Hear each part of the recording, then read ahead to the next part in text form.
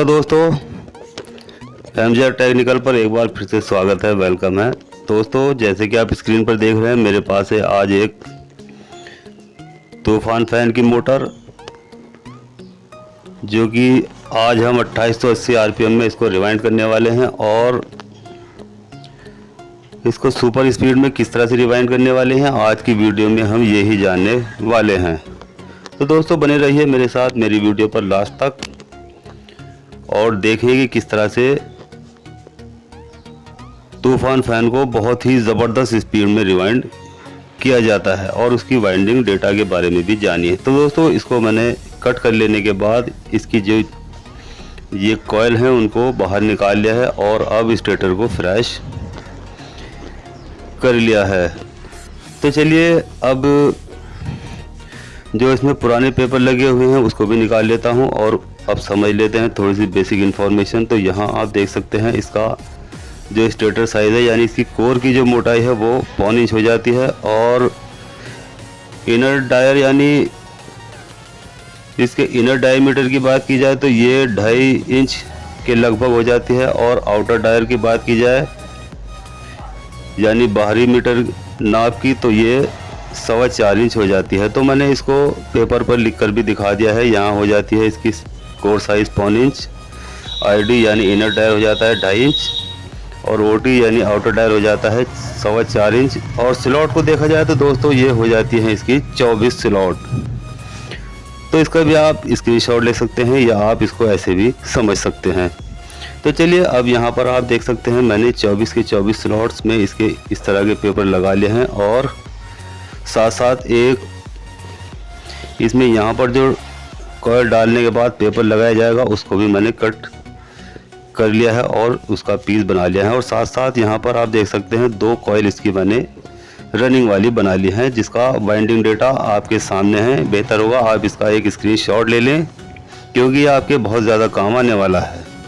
तो चलिए, अब इसको इसमें क्योंकि सिर्फ 2 ही कॉइल होती हैं, 2 नीचे रनिंग में और 2 ऊपर, तो आप एक कॉइल को उठा लीजिए और किसी भी एक स्लॉट में इसको इस तरह से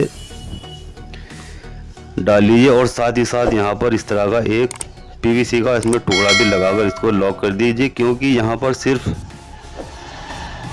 हर स्लॉट में कॉइल एक ही बार आने वाली है। अब दोस्तों, बीच में इसके 6 खाने गिन लीजिए और 6 खाने के बाद अगले खाने में दूसरा सिरा कॉइल का इसमें डाल लीजिए। तो ये इसकी पिच हो जाती है 1 से 8, यानी इसकी पिच 1 से 8 और 1 से 10 और 1 से 12 होती है, जिसमें कॉइल को सिर्फ एक ही बार राउंड दिया जाता है, यानी दूसरा राउंड इस पर नहीं आता। और हर कॉइल को स्लॉट के अंदर डालने के बाद तुरंत इसमें पीवीसी का टुकड़ा लगा दिया जाता है। तो चलिए, इसी तरह से अब ऊपर जो खाली स्लॉट पड़ी हुई है, यानी जहां पर हमने एक सिरा कॉइल का डाला है उसी के ऊपर एक खाली स्लॉट पड़ी हुई है, उसमें इस तरह से कॉइल को डाल लीजिए। तो ये हो जाती है 8, 1 से 10 पिच। और ठीक उसी तरह से अब ऊपर वाला जो एक सिरा इसका खाली पड़ा हुआ है उसमें कॉइल का तीसरा वाला राउंड दे दीजिए। तो ये पिच हो जाती है 1 से 12। तो टोटल इसमें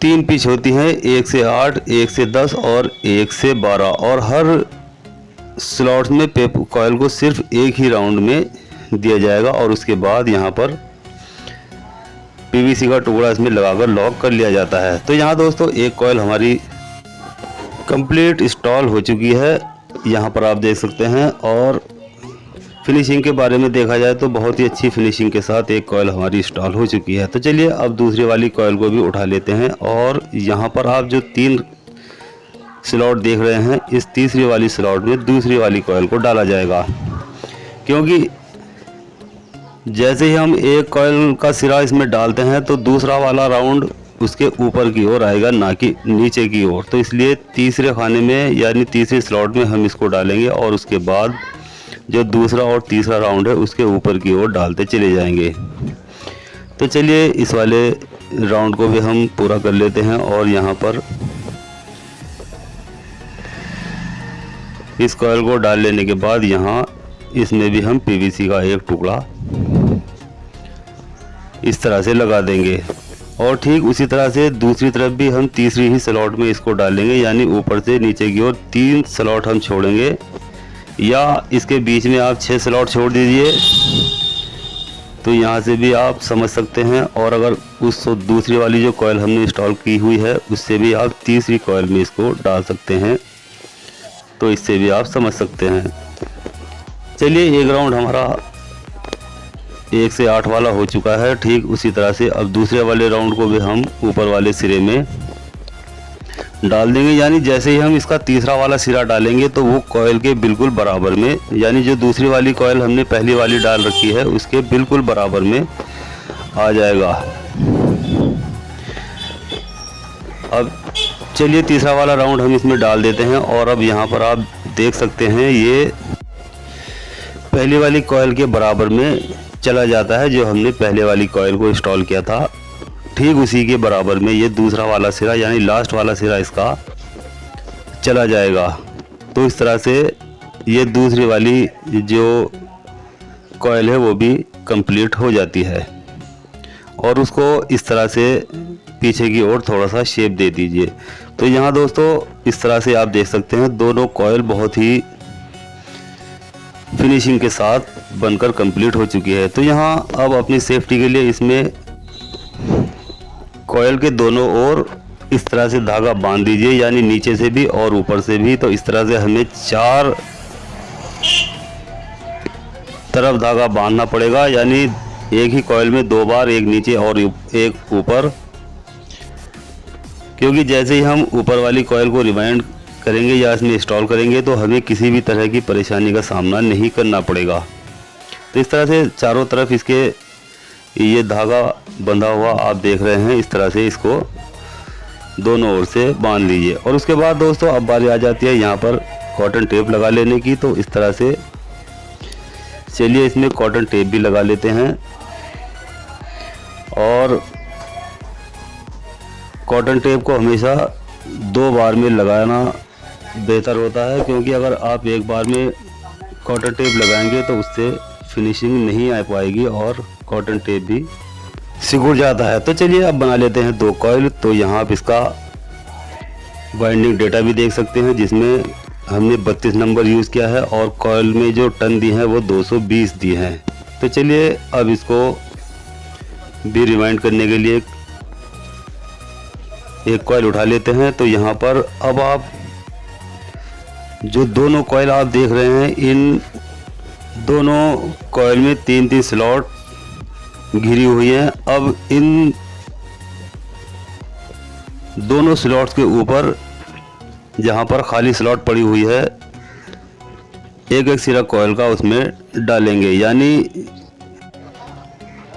ऑटोमेटिक ये 6 स्लॉट इसमें बीच में घिरी हुई हैं जिसमें कॉइल पड़ी हुई है और इसके ऊपर जो खाली स्लॉट पड़ी हुई है उसमें हम इस कॉइल को डालेंगे। तो ये 1 से 8 पिच यहाँ पर आप देख सकते हैं बन जाएगी।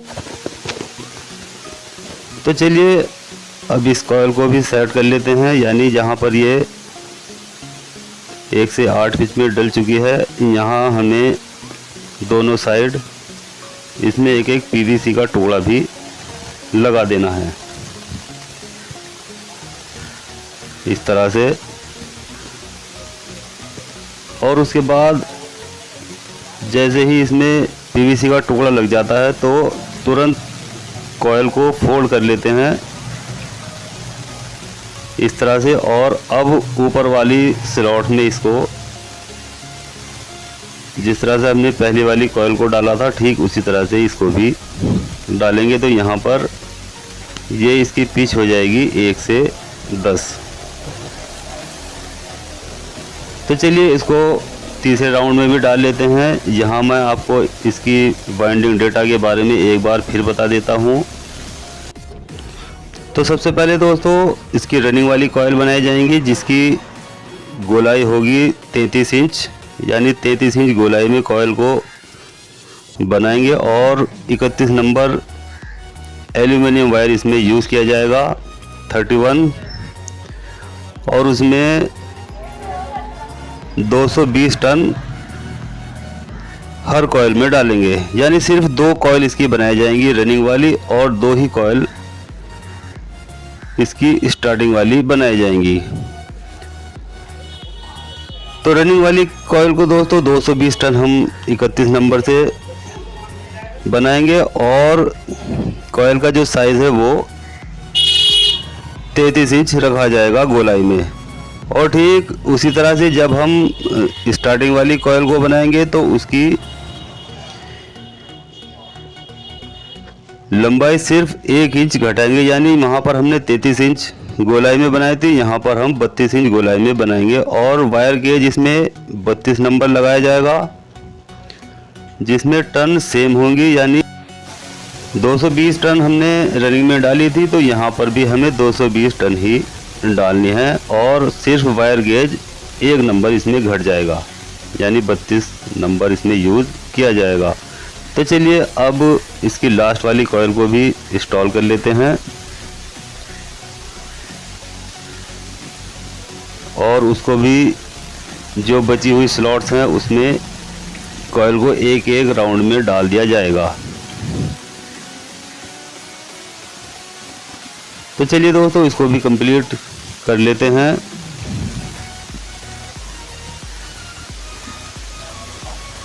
इसे रिवाइंड करने में ज़्यादा मेहनत नहीं पड़ती, और बहुत ही आसानी से और बहुत कम टाइम में ये रिवाइंड हो जाता है। तो दोस्तों ये बहुत ही हाई स्पीड वाली डेटा है, और इसमें 2 ब्लेड तूफान फैन को बहुत ही सुपर स्पीड में चलाया जा सकता है, यानी जिस तरह से एक तूफान आता है ठीक उसी तरह से ये फैन भी तूफान वाली स्पीड में ही चलने वाला है।